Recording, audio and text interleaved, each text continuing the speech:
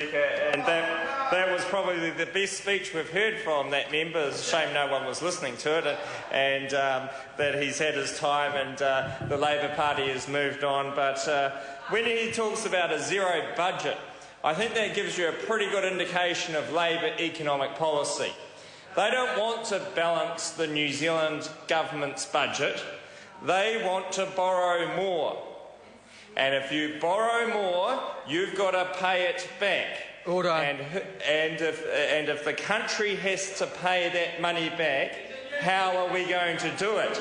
And the Labor Party will not give their plan for repayment apart from taxation increases.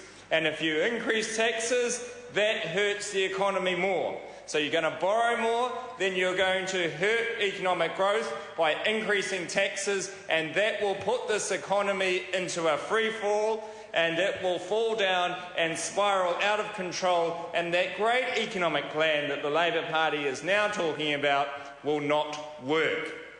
It has not worked in other countries, and it will not work here. You cannot not go out there and just borrow for the sake of it anymore. As a country, we need to be responsible, we need to look forward and promote a growing economy. One of the other things Mr Cunliffe said is he talked about having a prosperous economy, and we hear this rhetoric from the Labor Party all the time. They talk about growing an economy, having a more productive sector. When Labor was in power, they did the opposite. They say the right things in this House now, but when they had the chance, they killed the productive economy of New Zealand. And the productive economy of New Zealand knows that if they ever gave that party a chance again, they would get killed again. Because the Labor Party doesn't even understand what a productive economy is. It doesn't understand how to promote a productive economy. And its rhetoric, its vision, actually hurts a productive economy.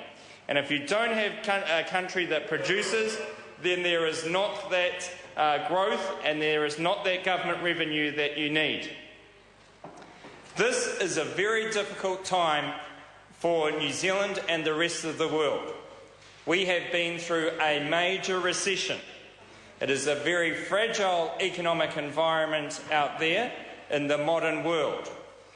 And on top of that, New Zealand has had to deal with an earthquake of a magnitude in Christchurch that is beyond anyone's comprehension. Those two factors have meant that you need disciplined expenditure from government.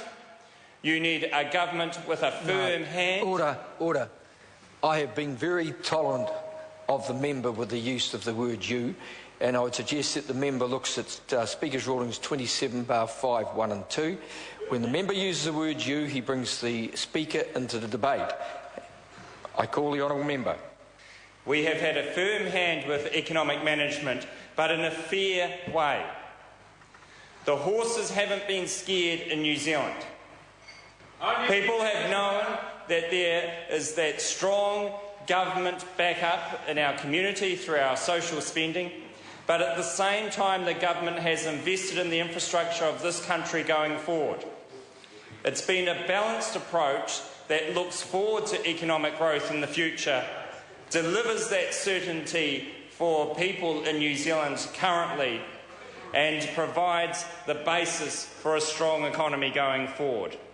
That is real economic leadership.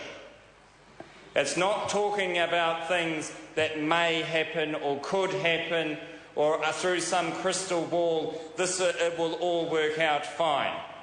It is about providing real and substantial leadership now.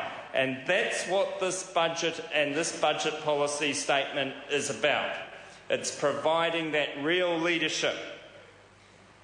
The real leadership requires us to get back into surplus. The days of borrowing and hoping are gone. No modern economy around the world can continue down that path. If anything, we need to be making money, not borrowing money. And to get in a situation of making money, you've first got to go through a situation of breaking even. That's where you're not spending more than you're earning. And that is the challenge for New Zealand, to make sure that this government and this country doesn't spend more than it earns. It's a challenge which is lost on our opposition. Our opposition is to go out there and say that you can borrow for those extra expenditure or you don't have to worry about it.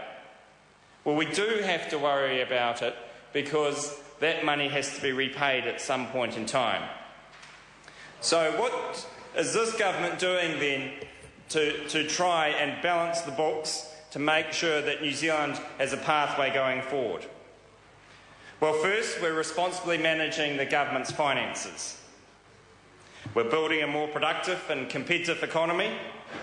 We're delivering better public services within the constraints that we now face, and we are rebuilding Christchurch. Those are the key elements of Budget 2012. They are the key elements that New Zealanders are looking for in their government. New Zealanders know the pain that the government and countries around the world are going through because they've experienced that themselves in their own personal circumstances over the last few years. Job security, their willingness to pay down the mortgage on their property, investments, and the need to have some money put aside if they have a rainy day are the things New Zealanders are looking for. The modern economic reality is not one based on consumption, but rather based on saving and investment. And you're seeing that through the New Zealanders' choices in how they use their money. New Zealanders expect that from their government as well. They don't expect to see a government that borrows and spends. They want to see a government that takes account of its money and the Labor Party is saying that's what this government is doing. That's not the case. We are getting to a stage of a zero budget, something that the Labor Party's past speakers said that they don't want to see achieved. The Labor Party does not want that zero budget. They are keen to just carry on borrowing to get through. And there will be some borrowing this year, and there will be some borrowing next year, because we have got a major deficit because there are policies that have been set up by previous governments that are not economic friendly, but we have to carry on. And there is also the rebuild of Christchurch and the slowing of the economy through a recession that the world has faced. But at this time, New Zealand is in one of the most favoured positions for a Western country. Compare our economy with that of many of the European countries and the real world will hit home. We don't live in an economic, academic bubble that the Labor Party would want us to be in. We have a real world out there where there is a world recession, there is an earthquake in Christchurch, and it needs constructive and well-managed government to get through. Next page. Well, it is the next page because we have got a plan, unlike the Labor Party. Now, when you look at the economic outlook for New Zealand going forward, the last speaker talked about growth rates in New Zealand and said that they were small. Well, they are small, but they're better than what we inherited. When the National Party came into government, this country was in recession.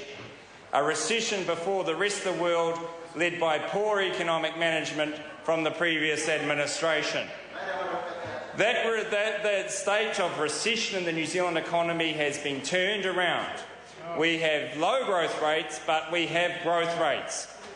And if you took on the Labor Party policy of borrowing more, then the growth rates would be even lower and back in recession like that previous government made this country go into recession.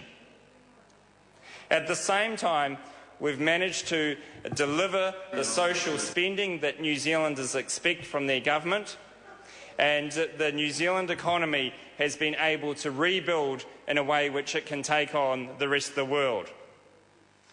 The world has changed. It no longer is an economic bubble where you can just go out there and borrow money and think that things will be fine. Order. There needs to be a constructive and well-managed plan, a plan that this government is delivering, and we look forward to seeing more in the budget coming ahead. Thank you, Mr. Speaker. Just before I call the next member,